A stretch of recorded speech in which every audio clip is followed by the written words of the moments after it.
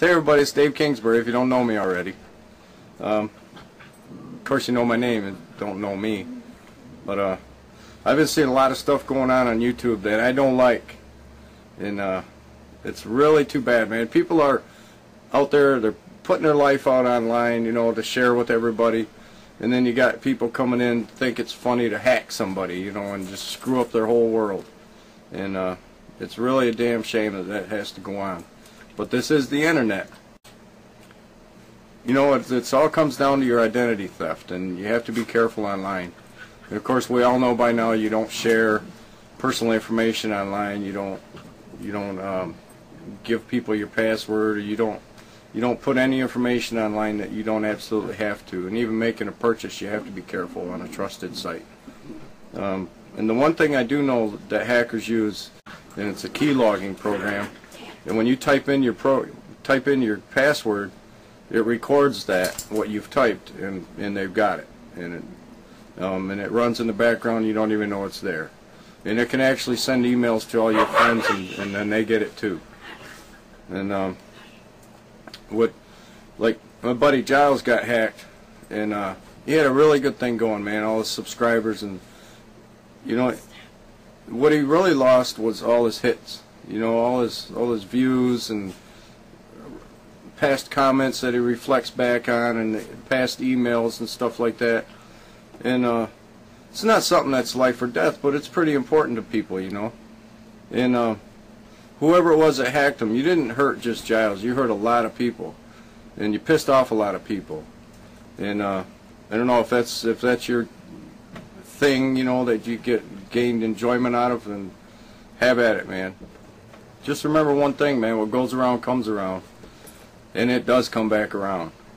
If you put good into your life, you're going to get good out of it. If you put bad into your life and just go around hurting people and stuff, then that's what you're going to get back.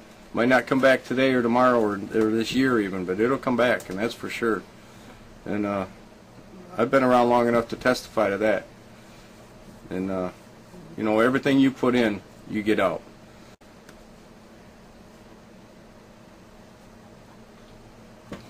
But the main thing we got to do out there is the most important thing you can do for yourself is to not type information in anymore. Either save it in a WordPad and copy and paste it, or whatever you want to do, but don't type it, because when you type it, they can record your keystrokes, and that's how a lot of things get hacked.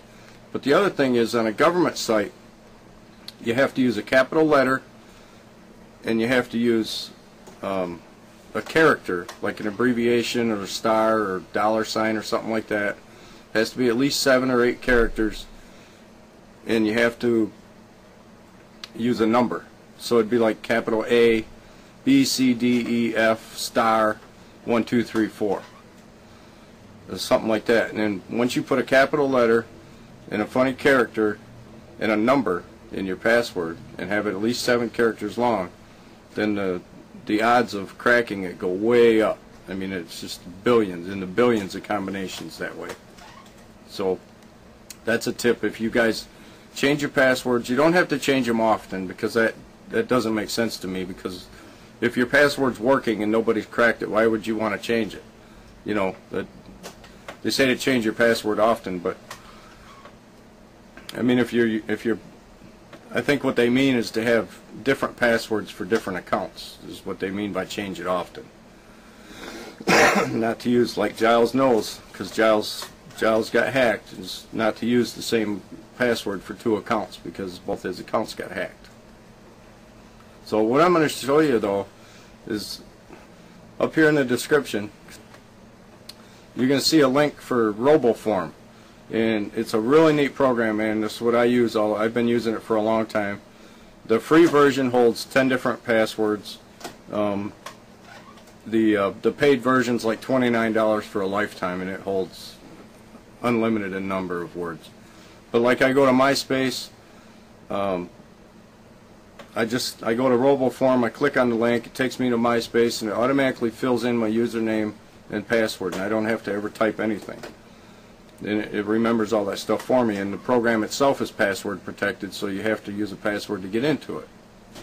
And the file that it keeps on your computer is encrypted, and even you can't read it. So it's a really safe program. It's nice to use.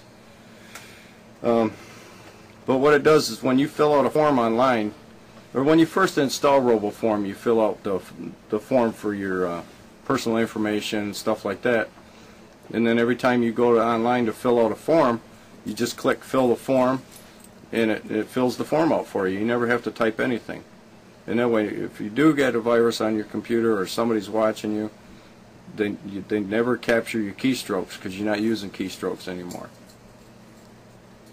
And I'm not sure how the hackers catch that stuff or how that actually works, but I know, like me, I have a few websites out there, and I have the possibilities or the option to turn on certain features that I don't use just because it's annoying.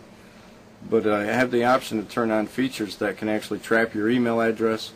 It traps who you're using for an internet service provider. It traps your IP address, what part of the country you're in, and I can automatically send you an email back thanking you for visiting my website.